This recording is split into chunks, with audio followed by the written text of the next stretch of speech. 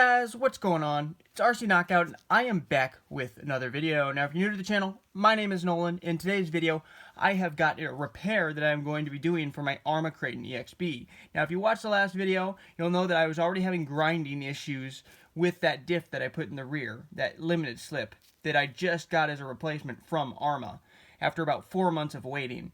Now, I think I determined at the end of that video that the issue is that the threads, the plastic threads within the bulkhead on the rear are completely stripped. So those plastic threads are completely stripped, so that diff cover is no longer being held down enough to hold the diff in place, to hold those bearings of the diff on either side in place.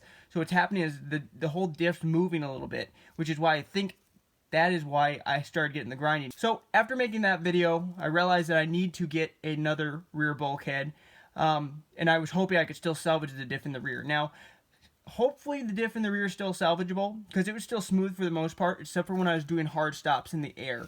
When I was doing the stopping in the air, that's when you could really hear it grinding. So anyway guys, rather than buying an entirely new bulkhead, I thought for a little bit more money, I decided to go buy an entire limited slip differential and bulkhead. I decided to go with the entire assembly. So I have got this right here. This is a limited slip, by the way, so this was pulled out of the front of some Arrma, either probably an Arrma Kraton EXB or an Arrma Mojave EXB. It cost me about 65 bucks, so not cheap, but not terrible for the entire assembly. Alright guys, I'm going to cut in and we are going to jump right into this install. We have 2.5 millimeter that we need to zip out of the bottom. There's 4, one here, here, here, and here.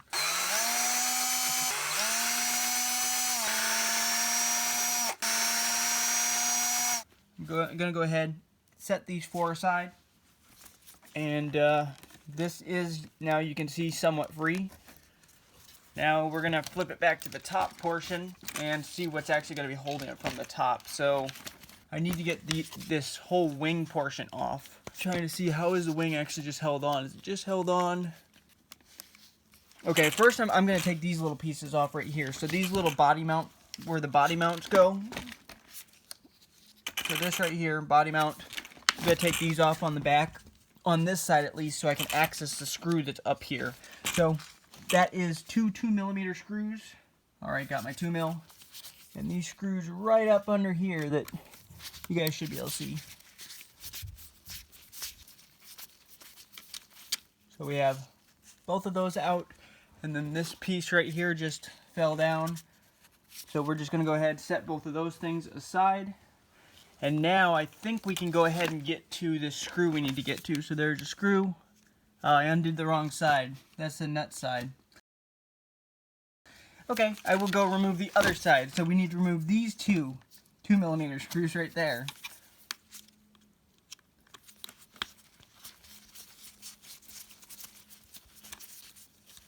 So we'll go ahead and set these 2 aside, as well as the body mount.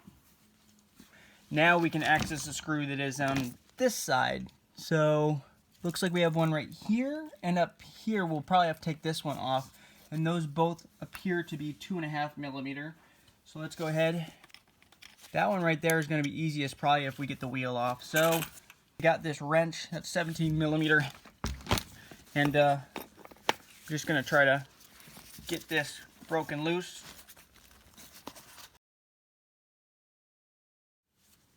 Alright guys, I was able to get the wheel nut off. The thing I'm worried about is I'm starting to kind of round the corners, which I do not like. The last thing I need is a strip wheel nut. So I need to be careful putting this on. I can't put it on quite as tight. But the reason I put it on so tight with thread lock was because I was stripping out hexes. But now we can access the screw and that screw much easier. And like I was saying, those I believe are 2.5 millimeter. Go ahead. You know what? We'll do that with the drill. So this one right here, it's caught in there. So let's try a little bit of persuasion. There we go. We got it out. All right, and then we'll go ahead and zip this top one off right here. It's a 2.5 as well. Come on. All right, and we got that 2.5 millimeter off. All right, and that's all that's holding that entire differential on, guys. Well, it looks like we have the hinge pin braces. So, got the hinge pin braces, which those appear to be 2mm. These ones right here and right there.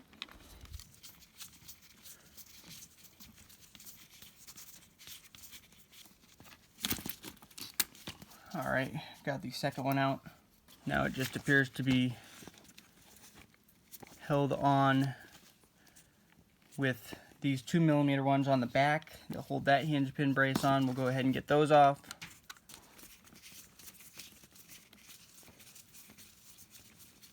Set those both aside.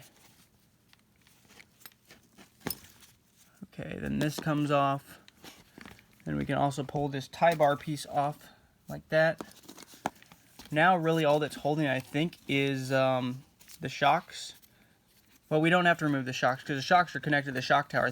So I think all we have to really remove is there's some 2.5 mils right here and here. We'll remove these 2.5 mil. Hopefully you guys can kind of see what I'm doing. If not, I just point them out. And there is 2. Now let's see, is it that simple? Is the diff now disconnected?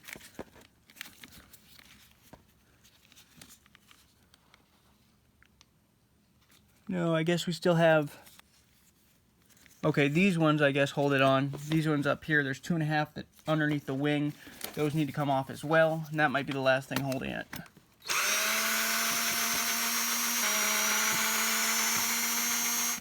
Got both of those out, set those aside. And is it still connected? Okay, there's still a screw right here, guys. That appears to be a 2.5 mil, and that might be the last one holding it. There we go. Got that one out. There. And now our diff, well, I guess we're still connected on by... I gotta get the... I gotta remove the 2 mils that then hold the sway bar on.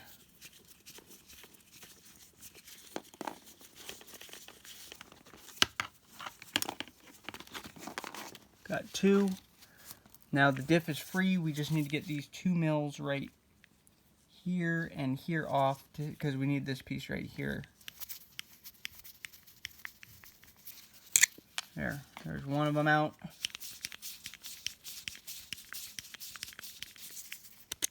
Alright, and we got 2. And then this piece this piece then comes off of the top. And now our diff is free. And I wonder, yeah, I can just tell there's play in this one. Let me get the grub screw out that's in there. So there's a 2 mil grub screw that's in this coupler piece that kept on coming undone anyhow. I'm going to take it off, and we're going to check to see. Yeah, that might be why part of the reason why the gear was making a ton of noise. Look at that play. So much play in that pinion. I can't get over how sloppy this is from Arrma. I mean... if we get that shimmed properly and get that pushed in, this might still be alright. I think what was happening was because that was coming loose, that coupler, this was then going in and out like this as it was spinning.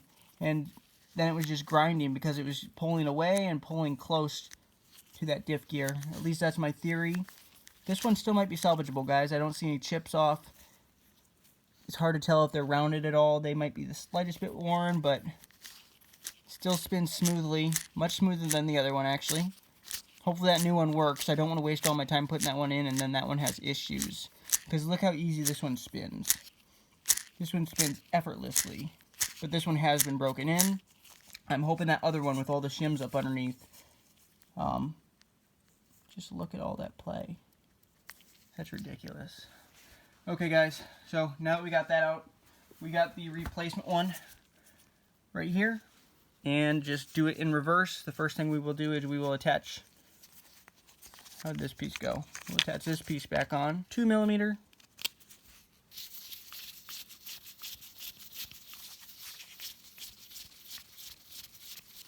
That side is tight. Okay, we got that piece on, guys. So that is the first step. Second step, we can go ahead and I think we'll go ahead and actually just put the, we'll go ahead and put the sway bar back on.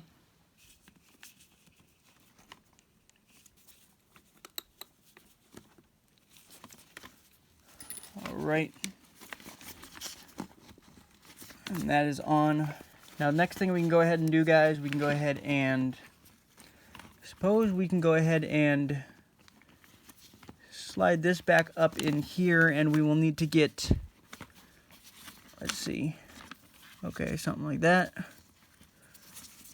Okay, and where was that 2.5 mil? This is the 2.5 mil right here, guys, that then goes through here, I believe.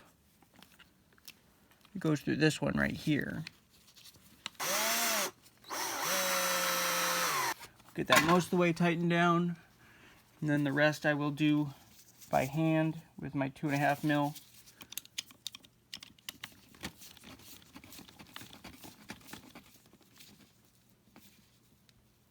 Alright, that one's on tight. Got my 2.5. Okay, these are 2.5. I believe these are the ones that then go up through here. We will see if we can start threading them in, if that's where they go. Now grab the other one. Where did I just put it? Here it is. And do the other side. Let's go ahead and push this pivot ball back into the sway bar. There we go. Okay, these dog bones need to go back on, and I believe the thicker part of the dog bone goes towards the axle, and then holding this all together is going to be the issue. I have to get those hinge pin braces back on. So, got that there. Go ahead and push the pivot ball, or try to push that. There we go. Got that back on. Now I believe it's this one right here goes onto the front portion, or the rear portion, I guess it would be. No, this would be front portion. Okay, that's the one that goes on that side, I think. I'm going to go ahead and do the other side first, actually, and hopefully get it back together. I'm going to go ahead, this side right here, try to get this tie bar back on. So, okay, that's what holds it all together, duh. Okay, so you get that hinge pin, push through, other one on the other side, and then there's a little spot right there for it to go. This piece right here and this little notch piece right here goes downward. I'm gonna go ahead, I think that is these screws right here, which are 2mm. Okay, that one went nicely. Tighten them down the rest of the way by hand.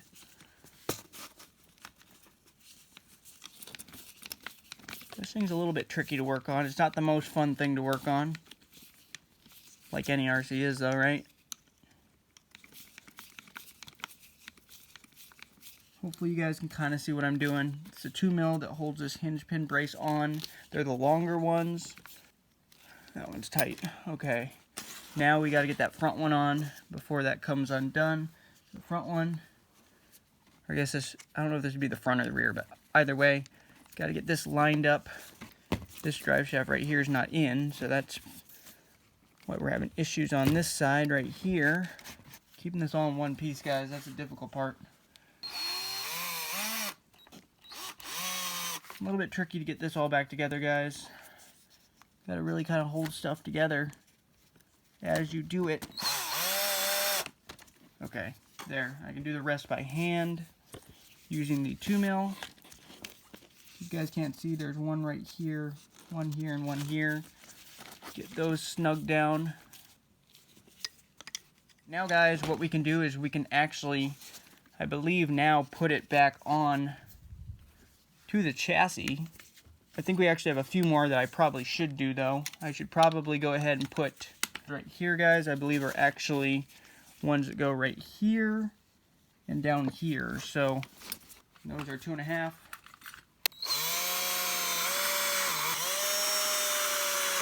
The last bit always do by hand, especially when you're going into plastic, because you don't want to strip that out. Now we can get this reconnected, this whole front and rear the rear bulkhead, I should say. And we don't have to take this coupler piece back off because this will just slide right in here like such. We just need to make sure we get it all lined up. And I might actually get this one hooked on, because if I get that one hooked on right here, then I feel like that'll kind of hold stuff together. And I believe that's this one right here, guys, that then holds this in. But which direction does it come from? It comes from this side right here. I'm just going to try to get that buzzed in there.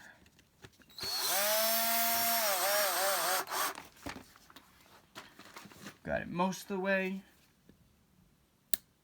Okay, that's on. Alright, now what we're going to do, guys, I'm trying to think which side do these go on, because these do go a certain direction, because one of these bits right here is wider than the other. I think that's correct. And that's this super long one right here, guys. Got to try to, really going to have to try to persuade that one in. Okay, that...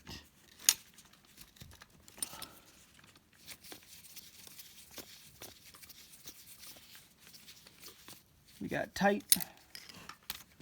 Let's go ahead and get the bottom ones in before this thing gets out of place, because we need to get this all lined up. That'd be these 4 2mm or 2.5mm right here.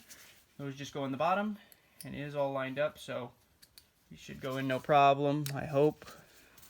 All right.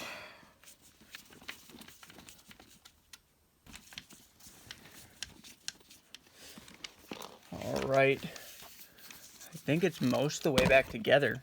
I do still have to get these body mounts on, but aside from that, guys, that's all I have to do, and get the wheel on. We'll get the wheel on real quick and then try to push the thing and see if we can actually, you know, push it. Okay, and I do not want to put that wheel nut on too tight. That should be tight enough.